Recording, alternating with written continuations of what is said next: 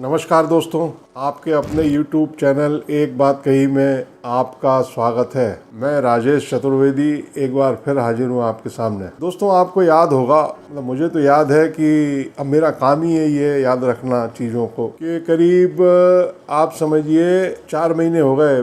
मई and की बात है जब कर्नाटक विधानसभा का नतीजा आया था और कांग्रेस को बड़ी भारी भरकम जीत मिली थी। तो दिल्ली में एक बैठक हुई थी मध्य प्रदेश कांग्रेस की चुनावी तैयारियों को लेकर के, और उस बैठक के बाद कांग्रेस के पूर्व अध्यक्ष, कांग्रेस के नेता राहुल गांधी ने ये दावा किया था कि उनकी ये रिपोर्ट है, उनकी मतलब राहुल गांधी की, कि मध्य प्रदेश में कांग्रेस को 150 सीटें मिलने वाली हैं। कितनी? 150। अब जाहिर है कि उन्होंने दावा किया था तो उनकी रिपोर्ट का कुछ ठोस आधार ही रहा होगा, मगर ये बात हो गई है 4 महीने पुरानी, मतलब जून, जुलाई, अगस्त और आधा सितंबर हो गया है। तो 4 महीने नहीं, 3.5 महीने तो आप कहेंगे ही, कहना ही पड़ेगा, इससे कम तो हो ही नहीं सकता। तो सोचा कि इस वीडियो में कांग्रेस की बात की जाए, क्योंकि ये हल्ला बहुत है कि भाई मध्य प्रदेश में जबरदस्त एंटी इनकम्बेंसी है, सत्ता विरोधी लहर चल रही है एकदम, और ऐसी लहर चल रही है कि बड़े बड़े दरख्त उखड़ने वाले हैं,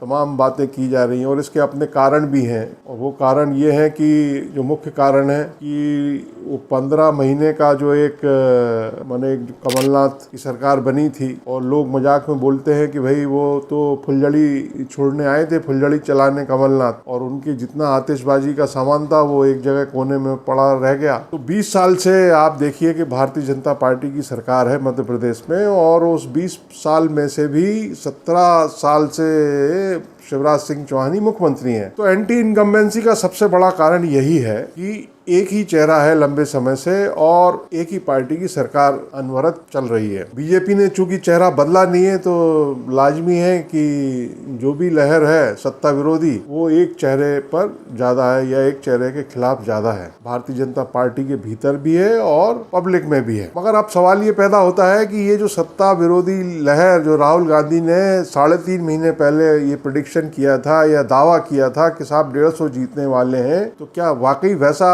अभी भी है? क्योंकि आप राजनीतिक दृष्टि से अगर देखेंगे तो ये पाएंगे कि कांग्रेस जो है अपने ढंग से, अपने ढर्रे पर जैसे चुनाव लड़ती है, कमोबेश वैसा ही चुनाव वो ये भी लड़ रही है या लड़ने वाली है। उसकी तैयारी कोई ऐसी खास नहीं है कि मतलब बीजेपी को जो है कोई दिक्कत हो जाएगी उससे। बीजेपी के खिलाफ जो भी सत्ता विरोधी लहर है वो असल में बीजेपी के खुद के अपने कारण से है, जो खुद के अपने कारण है उसके, उस वजह से है एंटी इनकम्बेंसी। माने कांग्रेस ने बीजेपी के खिलाफ कोई ऐसा काम नहीं किया है या कोई ऐसा मूवमेंट खड़ा नहीं किया है या उसकी सरकार के खिलाफ कोई ऐसा आंदोलन नहीं चलाया है या कोई ऐसा नैरेटिव क्रिएट नहीं किया है, सिवाय इसके कि साहब एक ही पार्टी की सरकार चल रही है। सत्ता विरोधी लहर का नैरेटिव कांग्रेस तैयार करने में लगी रही है। वही उसका एकमात्र जो साधन है या शस्त्र है या हथियार है, वो है एंटी इनकम्बेंसी, और उसी के सहारे वो सत्ता में वापसी करना चाहती है। अगर ऐसा नहीं होता तो आप ये देखिए कि बहुजन समाज पार्टी ने ये कहा है कि भाई हम राज्य की पूरी सीटों पर, पूरी मतलब 230 सीटें हैं विधानसभा की, तो 230 उम्मीदवार हम खड़ा करेंगे। आम आदमी पार्टी, जो कि वो INDIA गठबंधन की सदस्य है, घटक है, उसने कहा है कि हम राज्य में सारी विधानसभा सीटें लड़ेंगे। वो जयस एक संगठन है आदिवासी युवाओं का, उसका असर मालवा निमाड़ में खासा है, उसने कहा है कि हम 80 सीटों पर चुनाव लड़ेंगे, 80, और किसी से समझौता नहीं करेंगे, न कांग्रेस से न बीजेपी से। जयस के जो अध्यक्ष हैं वो हीरालाल अलावा, वो हालांकि पिछला इलेक्शन जो है कांग्रेस के सपोर्ट से ही लड़े थे और जीते भी थे, विधायक हैं वो अभी। तो 80 सीटों पर जयस लड़ने वाला है, समाजवादी पार्टी लड़ने वाली है, और वो संघ से निकाले गए, RSS से निकाले गए प्रचारक, पूर्व प्रचारक, उन्होंने ऐलान किया ही हुआ है, उन्होंने एक पार्टी बना ली है, जनहित पार्टी, वो भी विधानसभा चुनाव लड़ेंगे। वो जो आंध्र प्रदेश के हैं, हैदराबाद के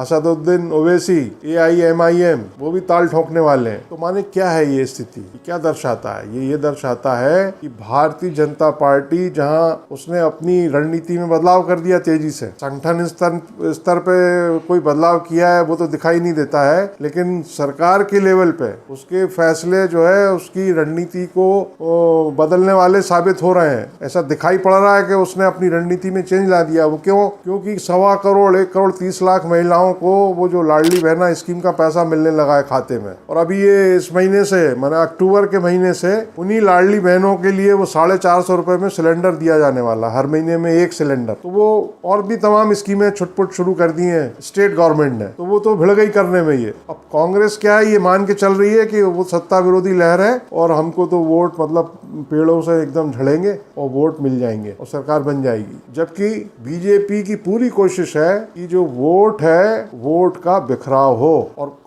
कांग्रेस अभी तक तो ये कोशिश करती दिखाई नहीं दे रही है कि वोटों का बिखराव रोकने के लिए वो कौन से कदम उठाने जा रही है। क्योंकि सबसे पहले बहुजन समाज पार्टी ने 7 कैंडिडेट घोषित किए, 7 सीटों पे उसका ऐलान हो चुका है। समाजवादी पार्टी ने अभी 6 घोषित किए हैं, 6 उम्मीदवार। आम आदमी पार्टी 10 कैंडिडेट घोषित कर चुकी है, और ये जो मैंने आपको बताया तमाम पार्टियां चुनाव मैदान में आने वाली हैं, तो ये वोटों को वोट का बिखराव करेंगी, वोटों का बिखराव करने वाली हैं, बिल्कुल तय है। तो इस बिखराव को रोकने के लिए कांग्रेस क्या करने जा रही है, उसके पास क्या प्लान है, इसकी कोई तैयारी नहीं है। तो कांग्रेस के अंदर खाने मतलब ये सब देख करके बड़ी कुछ नेता तो इतना परेशान है, वो ये मान के चल रहे हैं कि कहीं ऐसा ना हो कि ये ओवर कॉन्फिडेंस में कमलनाथ जी फिर जो है कच्चा खा जाए। क्योंकि कमलनाथ ने पिछले 5 साल पार्टी को चलाया है। आपको याद होगा कि 2018 के विधानसभा चुनाव के पहले कांग्रेस की कमान कमलनाथ के हाथ में दे दी गई थी, और तब से जो है सारे सूत्र, जैसे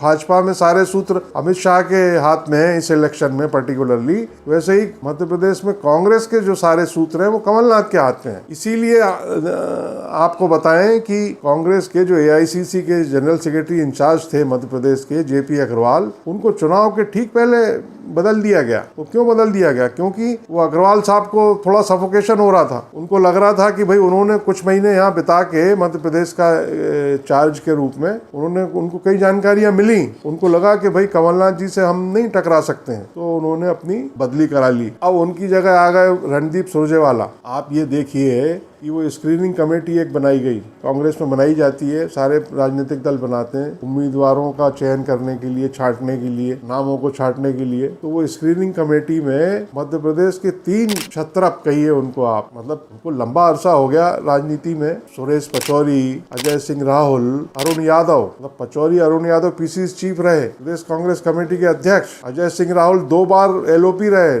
नेता प्रतिपक्ष, और दिग्गज नेता कांग्रेस के अर्जुन सिंह उनके बेटे, अरुण यादव भी सुभाष यादव के बेटे। इन तीनों को स्क्रीनिंग कमेटी में जगह ही नहीं दी गई। बाद में फिर जब किसी को समझाया गया दिल्ली में, शायद सुरजेवाला को ये लगा, तो ये तीनों एडजस्ट किए गए और स्पेशल इन्वाइटी के बतौर इनको रखा गया। माने कांग्रेस में सारे सूत्र कमलनाथ के हाथ में है, और दिग्विजय सिंह उनकी एक मतलब सच्चे मित्र या भाई कहिए आप, और कुछ जो 2 भाई या 2 मित्र अकेले में कुछ सौगंध उठा लेते हैं ना, कसम खा लेते हैं, तो वो उस सौगंध को पूरी करने में लगे ऐसा लगता है। संगठन स्तर पे दिग्विजय सिंह ने जो मेहनत की है वो लाजवाब है। खैर, तो कमलनाथ चूंकि मध्य प्रदेश में कांग्रेस का पूरा खर्चा पानी से लेके सारे संसाधनों का अगर बात हो तो पूरा जो है कमलनाथ चला रहे हैं पार्टी को, और उनकी एक टीम है जो भिड़ी हुई है। और मतलब जो सही बात तो ये है कि कमलनाथ की वर्किंग बिल्कुल एकदम भिन्न है, अलग है। उनकी जो वर्किंग स्टाइल है वो अलग है, वो संगठन के आदमी है भी नहीं। और दिग्विजय सिंह की जो वर्किंग है वो एकदम डिफरेंट है, वो संगठन के आदमी है। तो कमलनाथ की अपनी एक टीम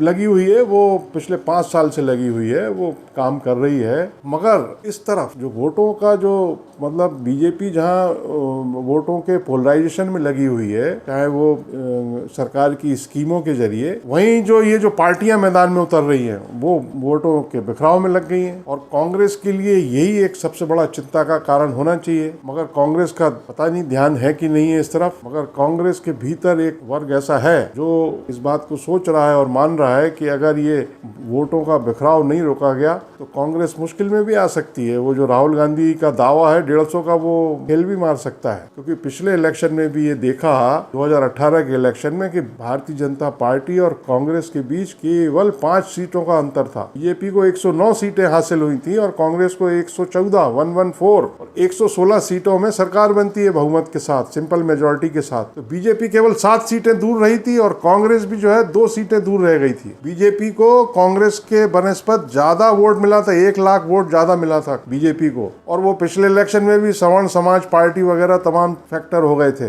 आरक्षण का मामला भी हो गया था। तो कुल मिला के ये है कि ये जो बिखराव का इंतजाम किया जा रहा है, अगर ये बीजेपी की तरफ से किया जा रहा है तो कांग्रेस के लिए और भी चिंताजनक होना चाहिए, क्योंकि एक तरफ भारतीय जनता पार्टी वोटों के ध्रुवीकरण में लगी है, पोलराइजेशन में लगी है, चाहे वो फ्री बीज की स्कीमें हो, चाहे वो माने सनातन का मामला हो, या वो और भी तमाम फैक्टर हो, जात पात का हो। क्योंकि रविदास जी की याद में वो स्मारक का भूमि पूजन प्रधानमंत्री ने किया ही है। आज भी वो प्रधानमंत्री मोदी बीना में थे, उन्होंने जो है सनातन का जमकर उल्लेख किया और कहा कि ये जो इंडिया गठबंधन है ये सनातन पर हमला कर रहा है और ये सनातन के दुश्मन है ये लोग। तो माने बीजेपी वोटों के ध्रुवीकरण में लगी हुई है और इसके बरक्स जो बिखराव हो रहा है वोटों का, क्योंकि आरएसएस के ये जो पूर्व प्रचारक हैं जिन्होंने पार्टी बनाने का ऐलान किया है और कहा है कि भाई हम इलेक्शन में जाएंगे, ये क्या है ये भाई? कहीं ये स्कीम भारतीय जनता पार्टी की तो नहीं है?